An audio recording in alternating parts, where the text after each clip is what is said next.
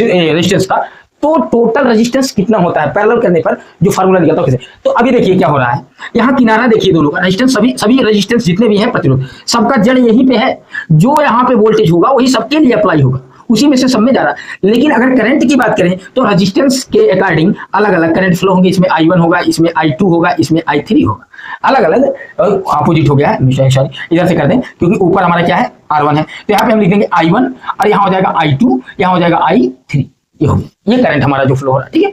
तो अब बात करते हैं कि इसमें कौन सा चीज ऐसा है जो सेम है, जो अलग फ्लो हो रहा है और कौन सेम है।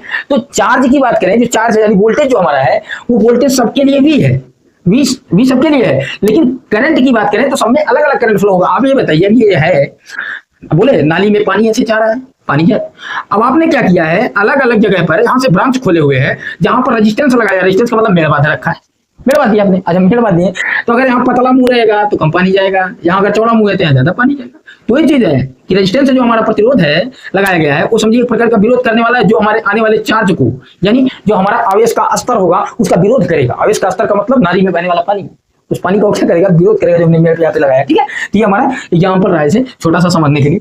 अब बात करते हैं यहाँ पे देखिए, अगर रेजिस्टेंस R1 की बात करें, R1 रेजिस्टेंस में जो करंट फ्लो हो रहा है, तो I1 इक्वल होगा आपका, I1 इक्वल I यहाँ से निकल गए।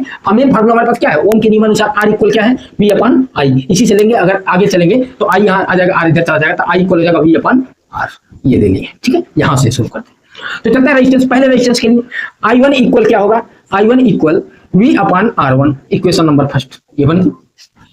I2 इक्वल क्या हो जाएगा आपका, V अपॉन R2, सेकेंड हो गया।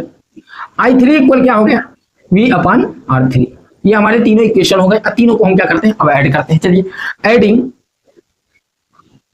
फर्स्ट सेकेंड थर्ड, तीनों इक्वेशन को हम क्या कर रहे हैं, ऐड कर। अच्छा, तीनों को ऐड करेंगे तो जाएगा I1 plus I2 plus I3 equal V upon R1 plus V upon R2 plus V upon R3। इतना काम आप कर सकते हैं, ठीक है, इतना हो गया।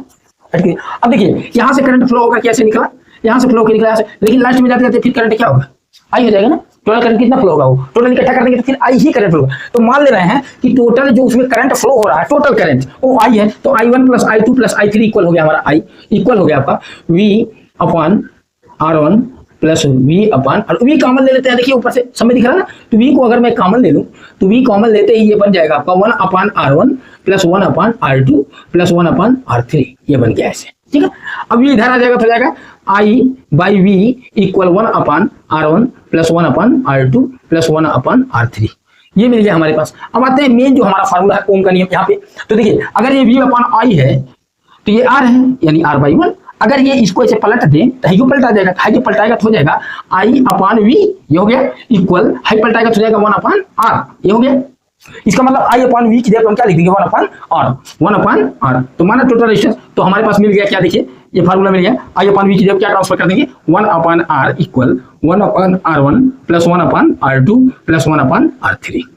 ये हो गया आपका पैरेलल कॉम्बिनेशन में टोटल रेजिस्टेंस निकालने का फार्मूला। इस तरह से देखिए, ये याद रखना है, ये रखना है कि किसमें करंट सेम फ्लो होता है और किसमें पोटेंशियल सेम होता है। तो अगर पैरेलल आप कॉम्बिनेशन करते हैं, समांतर संयोजन कर लेते हैं, समांतर संयोजन करने का मतलब होगा कि पोटेंशियल सेम होगा, वोल्टेज जो होगा सब में सेम होगा, वोल्टेज सबका सेम है, लेकिन पूरे रेजिस्टेंस सेम वोल्टेज से जुड़े हुए हैं। और यहाँ की बात करें तो ये रेजिस्टेंस का वोल्टेज अलग होगा, इस रेजिस्टेंस के लिए वोल्ट अलग होगा, यानी चार्ज अलग होगा। अलग अलग रेजिस्टेंस के लिए अलग अलग वोल्टेज, कब सीरीज में और पैरेलल में अलग अलग रेजिस्टेंस में फ्लो होने वाला करंट क्या होता है, अलग अलग होता है। इसमें करंट अलग फ्लो होता है, इसमें वोल्टेज अलग होता है, और इसमें वोल्टेज सेम होता है, इसमें करंट सेम होता है, ठीक है। तो ये रहा सीरीज कॉम्बिनेशन और पैरेलल कॉम्बिनेशन।